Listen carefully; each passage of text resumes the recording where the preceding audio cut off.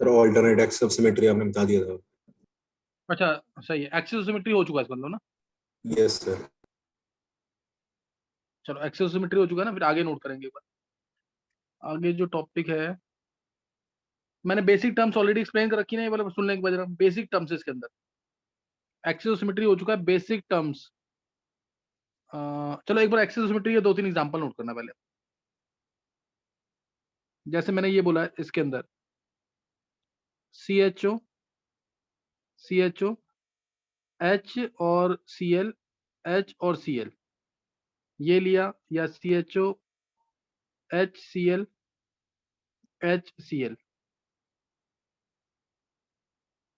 और ये हमेशा ध्यान रखना कि फिशर प्रोजेक्शन के अंदर कभी भी COS नहीं चेक करना, सही ना। COS कभी चेक मत करना इसके अंदर।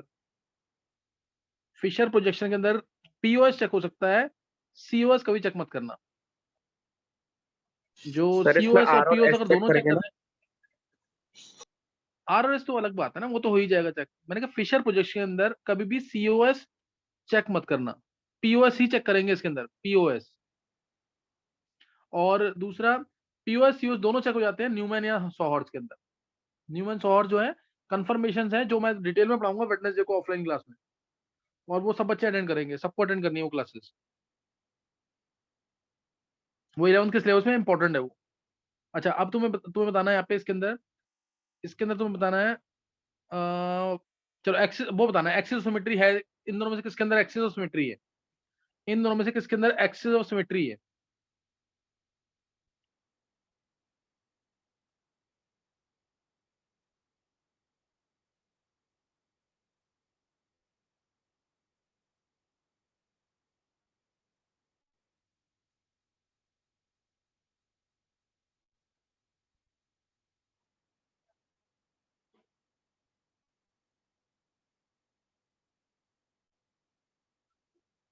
सर फर्स्ट वाले में।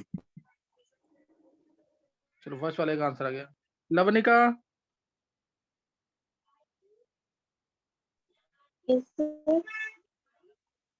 लवनिका क्लासेस मिस हुई हैं काफी। सर पेपर की वजह से मिस हुई है।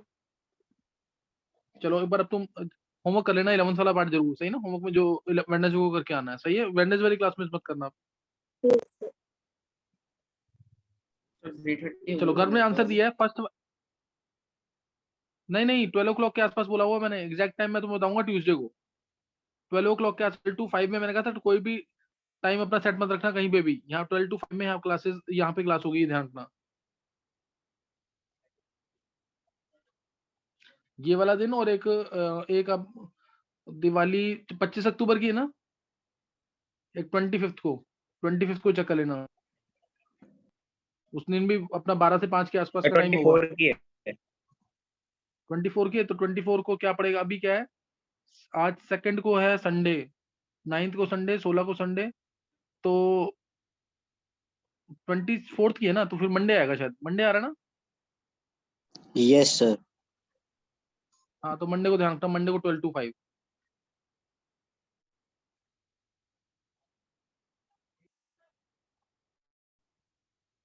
चलो अब ये और किसी को आंसर देना है इसमें।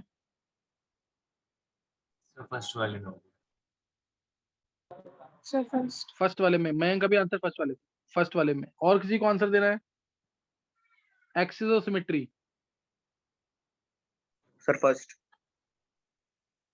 फर्स्ट देखो मैंने तुम्हें बस एक लाइन बोली हुई है, एक्सिस ऑफ सिमेट्री कभी भी तुम्हें चेक करनी है।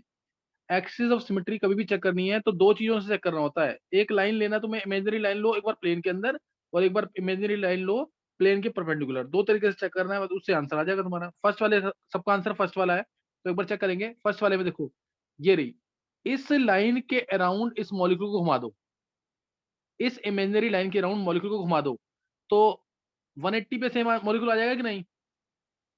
ये C2 एक्सिस ऑफ सिमेट्री है कि नहीं। Yes sir.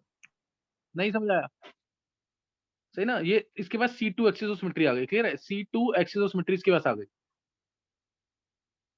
सही है। ऐसे ही है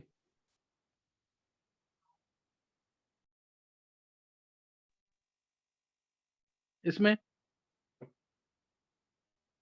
ये नहीं आ रही क्या, तुम्हें से किसी ने आंसर नहीं दिया इस perpendicular to पॉइंट plane. से।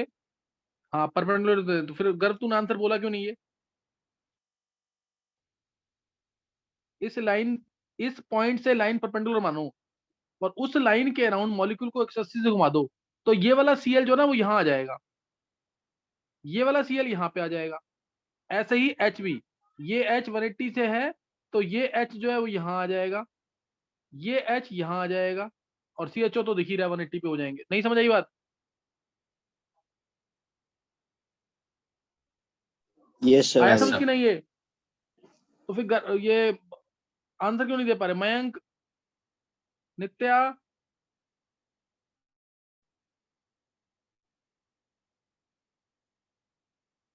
आंसर निकलने चाहिए ना, इजी क्वेश्चन है, टफ थोड़ी है क्वेश्चन ये। इसके बाद तुम एक्सेस और सिमेट्री को ना पहचान नहीं पा रहे हो। अच्छा इसमें पीओएस किसके अंदर है ये तो पता लग गया ना, पीओएस किस में है?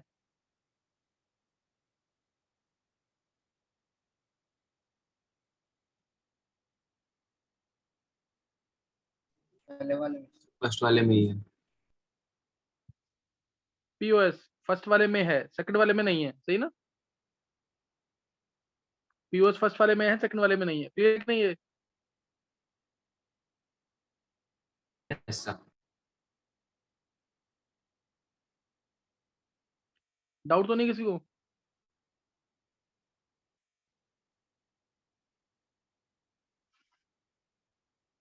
चलो अब देखना है आगे।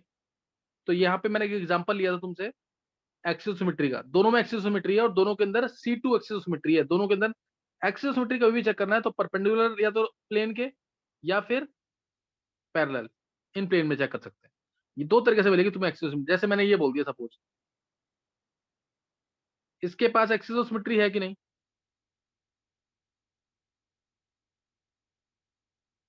Yes, sir. और है तो कौन सी Sir, वाली है? C3. कौन सी वाली है? Sir, C3. C3, C3 एक्सियोसिमेट्री। सबको समझ आ गया कि नहीं है? Yes sir.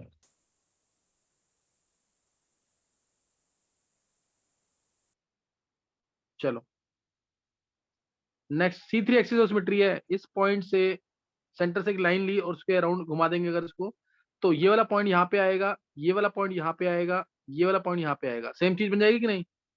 3 बार सेम चीज बनी है तो 360/3 यानी 120 पे है।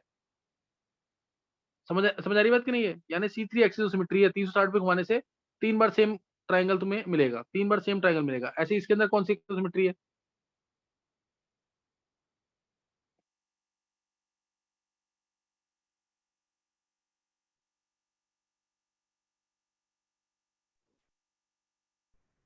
इसमें 5 होंगे सर। नंदिनी,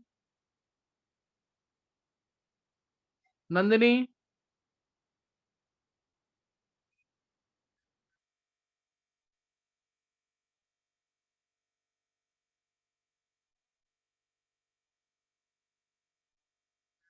कौन सी एक्सियोसिमेट्री है?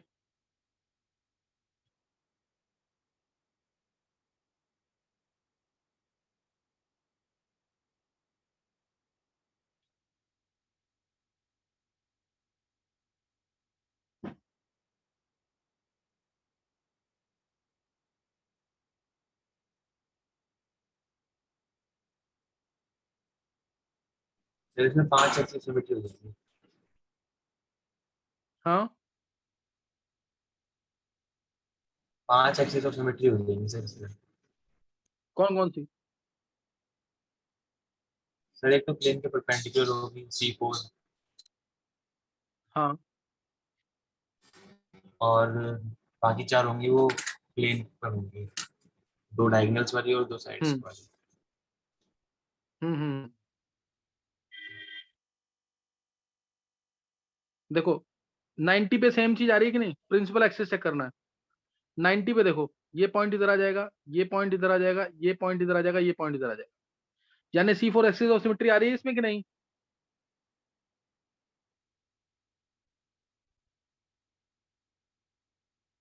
बात समझ आई कि नहीं है? C4 axis of symmetry principal axis जो है, डायगोनल बाइसेक्ट करेंगे इसमें। हाँ वो भी आ जाएगी। इसमें कौन सी एक्सिस ऑफ सिमेट्री है?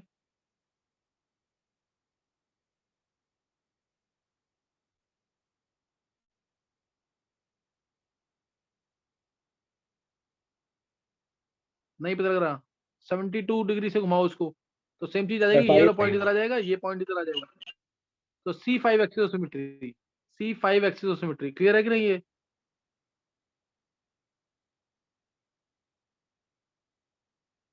C5 एक्सिस ऑफ सिमेट्री, इसमें कौन सी एक्सिस ऑफ सिमेट्री है?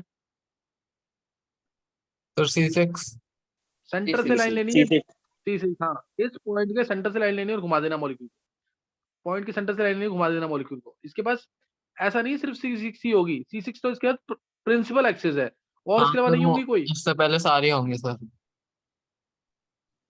हाँ, तो C6 इसके पास प्रिंसिपल एक्सिस है सिमेट्री की, ये प्रिंसिपल एक्सिस ऑफ सिमेट्री है। समझ आ रही बात कि नहीं है? Yes sir. अब जैसे ये लिया मैंने मॉलिक्यूल, ये ना बिल्कुल क्लियर होने चाहिए, क्योंकि ऐसे क्वेश्चन आएंगे पेपर के अंदर, फिर तुम नहीं कर पाओगे उसको। जैसे ये लिया सिस ब्यूटीन, इसमें कौन सी एक्सिस ऑफ सिमेट्री है?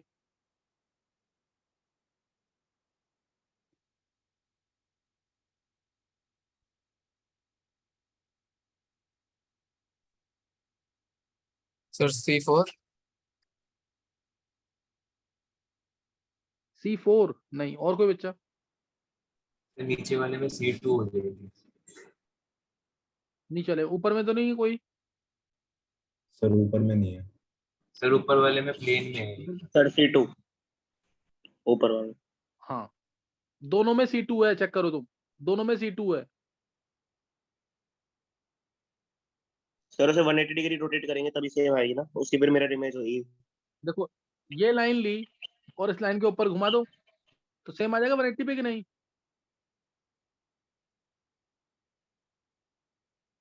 Yes sir. नहीं समझ आई बात? और ये इसमें ये वाला पॉइंट लिया, इस पॉइंट के परपेंडिकुलर मॉलिक्यूल को घुमाओ, नहीं समझ आई बात?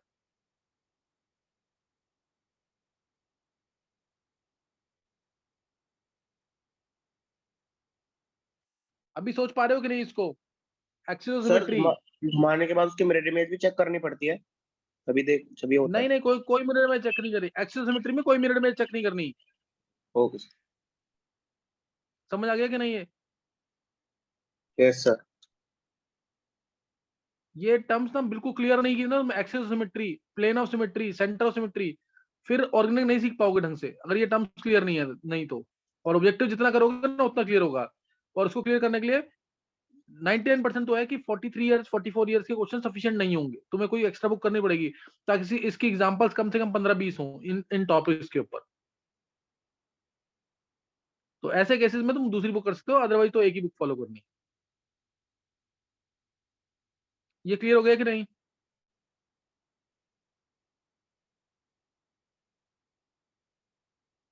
दोनों में Yes, क्लियर हो गया sir. कि नहीं? है दोनों में C2 दोनों में C2 एक्सिस थ्योरी वाली लेनी चाहिए या फिर जिसमें न्यूमेरिकल्स हो बस? कौन पूछ रहा है? शरत। शरद न्यूमेरिकल्स कहाँ से आ जाएंगे इसमें? तो न्यूमेरिकल्स कह रहा हूँ सर, जिसमें सिर्फ क्वेश्चन हो वो वाले MCQ वाले लेनी है या फिर थ्योरी वाले भी? क्वेश्चंस वाली ले, थ्योरी वाली अगर तू कर सकता है ना, टाइम है, तो सोलोमन की बुक है वो सही है, वो कर सकते हो तुम। अदरवाइज तुम यही जो मेरे नोट्स हैं इसी को पढ़ो ढंग से, बस नोट्स पढ़ो और क्वेश्चंस करो, ओके नोट्स पढ़ के चल जाएगा काम से।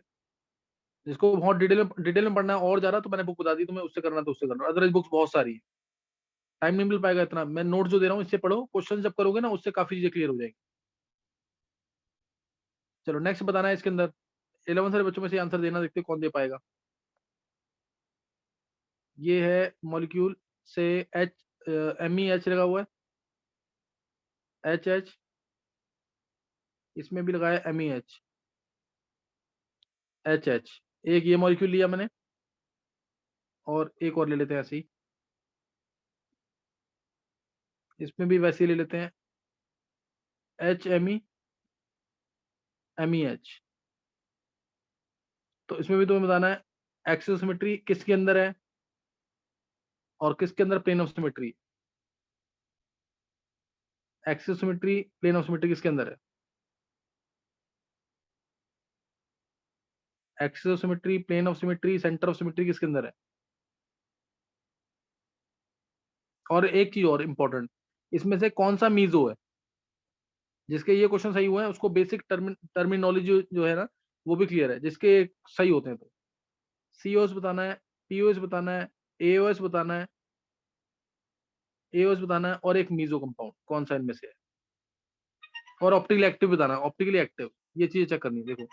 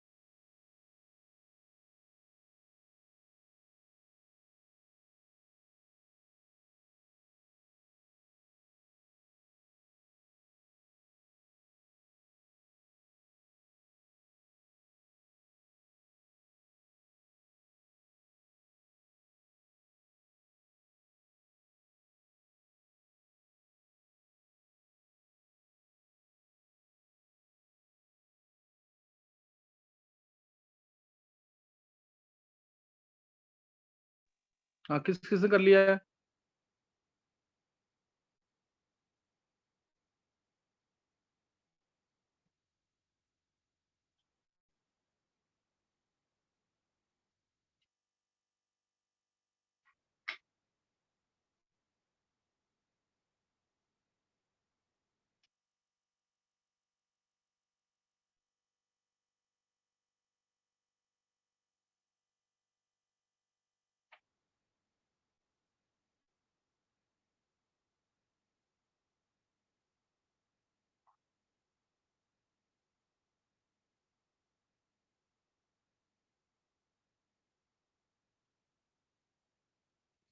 गर्भ सिंगल, अर्जुन और शरद। चलो बोलो आंसर।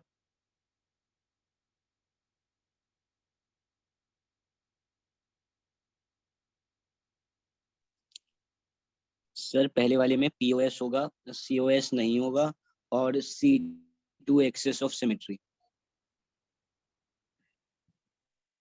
पीओएस इसमें तूने कहा है, सीओएस नहीं है, और C2 एक्सिल सिमेट्री। सीओएस नहीं, C2 एक्सेस ऑफ। और मी वाला पार्ट एओएस C4 होना चाहिए सर इसमें। मतलब मेरे को C4। अच्छा, C2 वाला पार्ट है कि नहीं? और ये मीजो, सॉरी मीजो है कि नहीं है? मतलब मेरे को सर पता नहीं मीजो क्या होता है।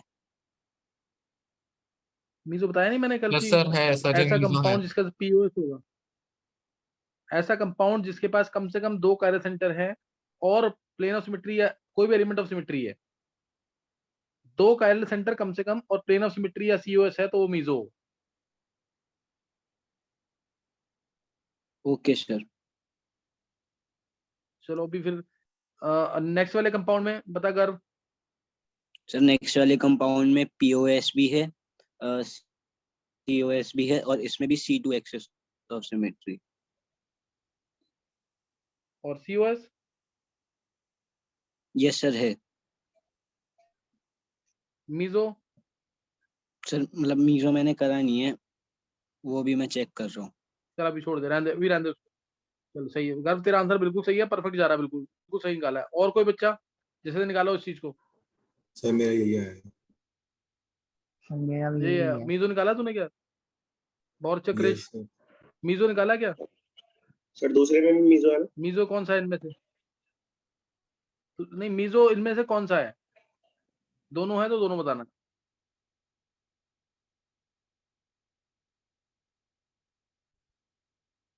नहीं पता, क्या कह रहा है सर अर्जुन, तू बता। फर्स्ट ही है बस मीजो। फर्स्ट फर्स्ट चलो अभी आंसर सर मीजो तो दोनों में सर से दोनों कोई हो नहीं होगा जाएंगे। ना। सर दोनों। बहुत अच्छे, बिल्कुल सही है, दोनों नहीं है, दोनों ही मीजो नहीं है। गर्व दोनों सिंगल नहीं के है आंसर बिल्कुल सही निकल रहे हैं। हाँ, गर्व क्यों नहीं है दोनों मीजो? सर, 2 कायरल कार्बन ही नहीं है। बहुत अच्छे, परफेक्ट आंसर बिल्कुल। अर्जुन आंसर जब तक सही नहीं करेगा ना, देख पहले आज से मैं 3-4 महीने पहले की बात करूं तो इसके भी गर्व के भी गलत करते थे आंसर, और अभी देख ले अभी ये 10 में से 8-9 तक सही आते हैं इसके आंसर।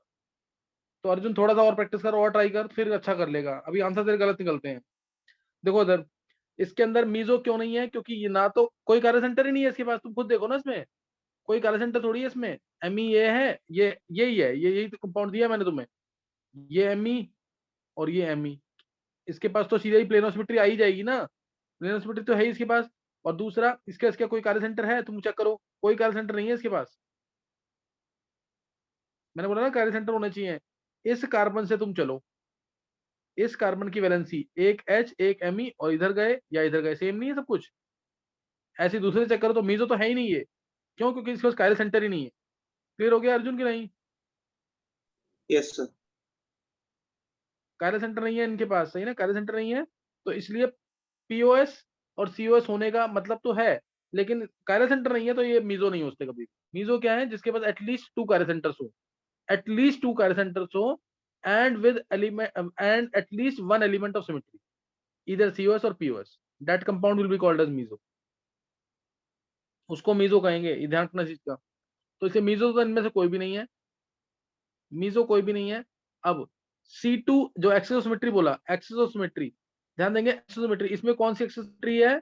C2। इस पॉइंट के लाऊं, परपेंडिकुलर लाइन लो, इधर से परपेंडिकुलर लाइन लो और इस मॉलिक्यूल को घुमा दो, ये लाइन है और यहाँ घुमा दिया मॉलिक्यूल को, समझ गए कि नहीं? मॉलिक्यूल को घुमा दो यहाँ से, तो ये वाला 180 के बाद ये वाली चीज सेम ये यहाँ आ जाएगी, ये यहाँ आ जाएगा। डाउट तो नहीं कोई?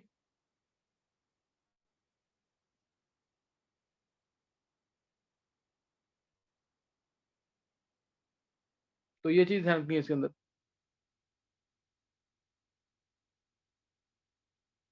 और इस वाले मॉलिक्यूल में कौन सी है C2 बता गर्व?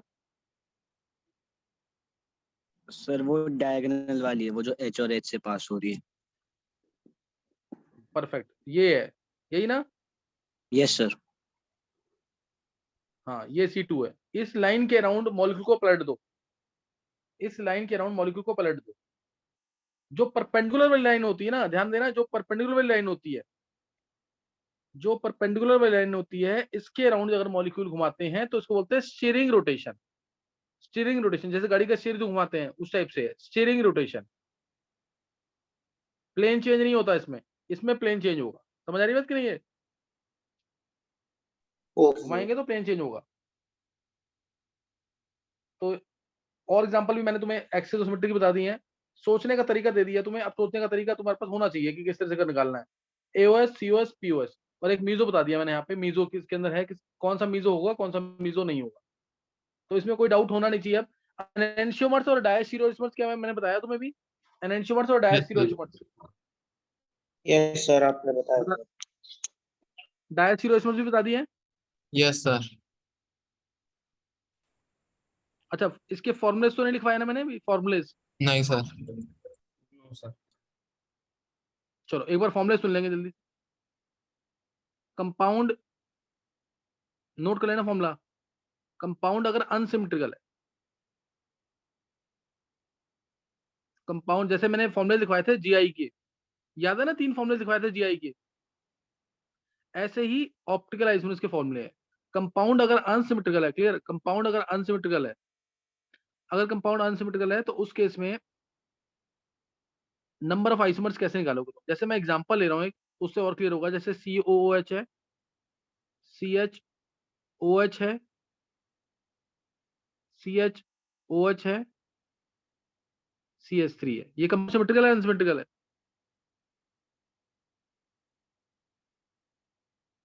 अनसिमेट्रिकल। सिमेट्रिकल। क्योंकि ऊपर नीचे अनसिमेट्रिकल है क्योंकि ऊपर नीचे डिफरेंट है, तो ये कंपाउंड अनसिमेट्रिकल है। इस केस में क्या क्या निकालना तुम्हें ध्यान सुनेंगे। इसमें अगर मैंने तुमसे बोला कि इसके total D and L forms कितनी होंगी, total D and L forms कह लो, आर एंड एस फॉर्म्स कह लो, कोई भी, यानी mirror images enantiomers, total enantiomers, अभी क्लियर हुआ कि नहीं? टोटल एनेंशियोमर्स इसमें कितने होंगे? तो तुम कहोगे 2n, यानी 2 एग्जाम्पल भी यही लिख देता हूं मैं, 2n। कितने कार्य सेंटर है? एक कार्य सेंटर, दो कार्य सेंटर है, दो कार्य सेंटर की नहीं इसमें?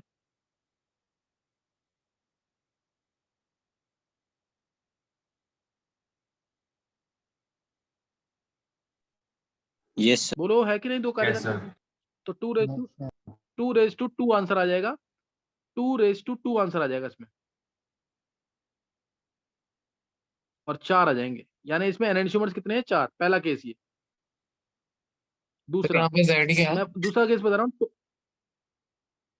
दोबारा बोल Dhruv. Yes sir. Total meso forms कितनी है इसके अंदर?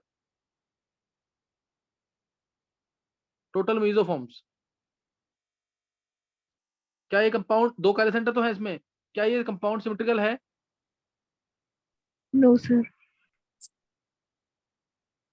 तो जब कंपाउंड क्या नहीं है, सिमेट्रिकल। सिमेट्रिकल नहीं है, तो मीजोफॉर्म 0। मीजोफॉर्म्स क्या होंगे? 0, सही ना? तीसरा, टोटल स्टीरियोइसोमर्स कितने हैं?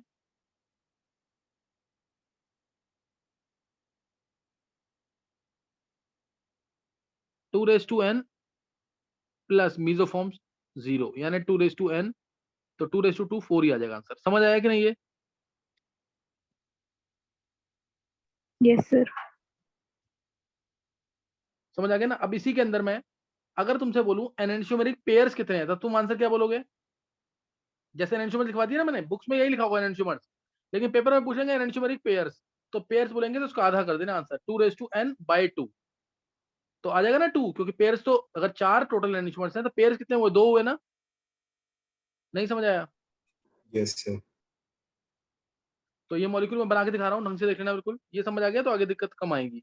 देखो ये बनाया मैंने मॉलिक्यूल COOH, HOH से HOH CH3, तो इस पॉइंट पे मैं निकाल रहा हूँ आर है कि एस है, निकाल लोगे ना सब ये? आर एस सबको निकालना आता है ना?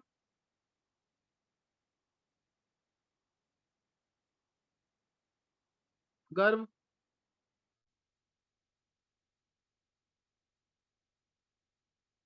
Yes sir. तो देखेंगे एक बार, तो इस पॉइंट पे 1 इसको, इस पॉइंट पे देखो 1 इसको देंगे, 2 इसको देंगे, 3 नीचे देंगे, तो 1 2 3 हम जा रहे हैं एस की तरह, हम जा रहे हैं ऐसे, लेकिन क्योंकि एच लोएस्ट प्रायोरिटी हॉरिजॉन्टल पे, तो आंसर क्या हो जाएगा? आर। समझ आया कि नहीं? तो 2 पे आर, आईपीसी नेमिंग की तरह देना, 1 2 3 1 2 3 4, 2 पे आर आ गया। अब 3 पे निकालना है हमें, अब हमें निकालना है 3 पे। ये नहीं आता होगा तो फायदा नहीं होगा बिल्कुल भी पढ़ने का।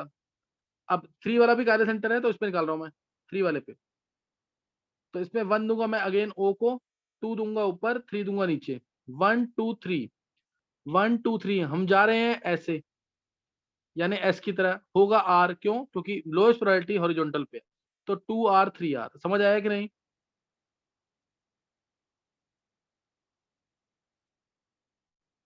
समझ नहीं आया तो मेरे को रोकना पड़ेगा थोड़ा सा, और मेरे को तुम्हें और बेसिक्स कराने पड़ेंगे फिर। ये 2r 3r समझ आ गया कि नहीं? Yes sir. Yes sir. Yes sir. तो ये आ गया ना? अब इसकी, हाँ इसकी मिरर में बन जाएगी यहाँ पे, 2r 3r है तो वो 2s 3s हो जाएगा, COOH OH OH HHCH3, और अब इस पे तुम निकालोगे तो 2s 3s निकाल लेना इसको देखकर। अब अगला मैं बना रहा हूँ इसी कंपाउंड का, COOH HOH HOH CH3। अब ये निकाल लिया मैंने, अब मैंने कहा इसको निकालो, R है S है, तो अब तुम यहाँ चेक करना कि ये पार्ट तो ऊपर की तरह सेम है, इसकी तरह सेम है ना, तो 2 पे तो R ही आएगा, 2 पे R आएगा। 3 वाले पे मैंने एक चेंज कर दिया है, 3 वाले पे मैंने एक चेंज किया ना, H और OH को इंटरचेंज कर दिया, तो 3 पे क्या आएगा? ऐसा आएगा, ये 2R 3S होगा, चेक कर लो बेशक। और इसकी मिरर में जो बनेगी वो 2S 3R हो जाएगा। हाँ पूछना किसी को कुछ?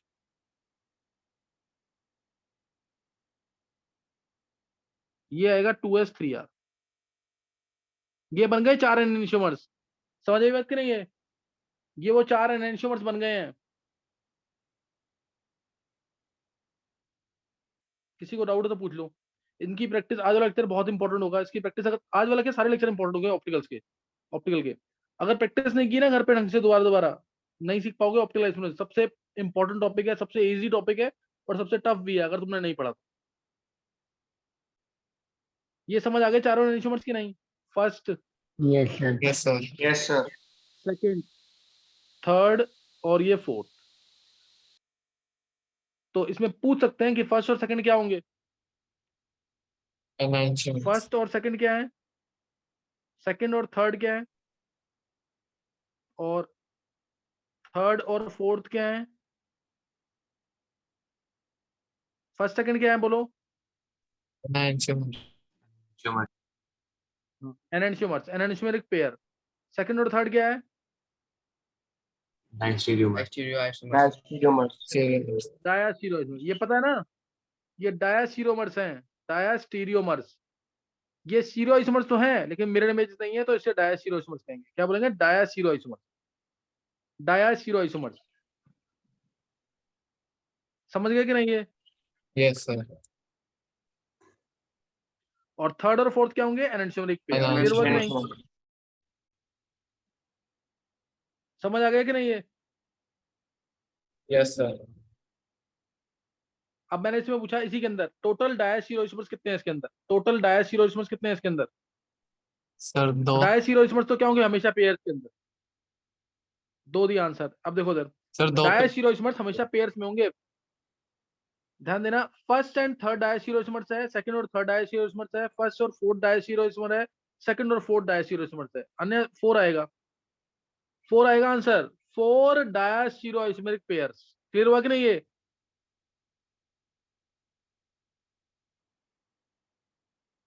क्लियर हुआ कि नहीं ये? Yes, sir, हो गया। और एनेंशियोमर्स का बॉलिंग पॉइंट सेम होता है। लाइन इंपॉर्टेंट है, सुन लेना जरूर, बहुत जगह अप्लाई होगी ये। डाया जो एनेंशियोमरिक पेयर्स है इनका बॉलिंग पॉइंट सेम होता है, इनकी फिजिकल प्रॉपर्टी सेम होती है, इनकी फिजिकल प्रॉपर्टी सेम होती है, केमिकल प्रॉपर्टीज आइडेंटिकल होती है। लेकिन जो डायास्टीरियोमर्स होता है ना, इनकी फिजिकल प्रॉपर्टीज डिफरेंट होती है, यानी इनकी सॉल्युबिलिटी डिफरेंट होगी, मेनली इनका बॉइलिंग पॉइंट डिफरेंट होगा। इसलिए हम फ्रैक्शनल डिस्टिलेशन से सेपरेट कर सकते हैं डायास्टीरियोमरिक पेयर्स को। फ्रैक्शनल डिस्टिलेशन से हम डायास्टीरियोमरिक पेयर को सेपरेट कर सकते हैं। एक बार रिजॉइन कर लेंगे। समझ आ गई बात कि नहीं है? डायास्टीरियोमर्स का डिफरेंट होता है बॉइलिंग पॉइंट, इसलिए फ्रैक्शनल डिस्टिलेशन से हम सेपरेट कर सकते हैं। लाइन याद रखना है।